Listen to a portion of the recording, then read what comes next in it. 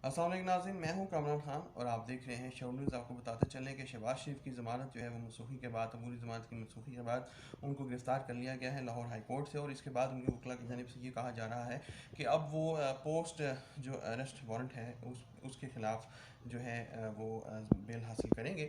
इस हवाले से जो है मुल्क में एक जो सियासी इंतशार है, सियासी अनरेस्ट जो है वो फैलने का भी जो है अंदेशा किया जा रहा है।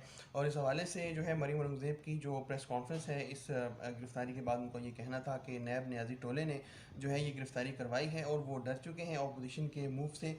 और बिलाशुबा जो है अब इस वक्त अपोजिशन जो है भरपूर जो है तैयारी के साथ सामने आएगी। देखना यह है कि इस्लामाबाद के धरने की जो बात बिलावल भुट्टो ने कह रखी है इमरान खान से जनवरी में, कि जनवरी तक उनके पास टाइम है, अब वो जो है टाइम लाइन उस पर दोबारा से ये गौर फिक्र करते हैं या नहीं, शहबाज शरीफ को ज़मानत मिलती है या नहीं, नवाज़ शरीफ पाकिस्तान वापस आते हैं या नहीं, और इस जो तहरीक है उसकी क़यादत कौन करेगा। क्योंकि जो भी पार्टी इस तहरीक की क़यादत करेगी वही आने वाले दिनों में जो है पाकिस्तान की हुक्मरान बनेगी। ज़रूरी नहीं कि वो पाकिस्तान मुस्लिम लीग नून ही हो, वो पाकिस्तान पीपल्स पार्टी भी हो सकती है और फजलुर रहमान की सूरत में MMA भी सामने एक बार फिर आ सकती है।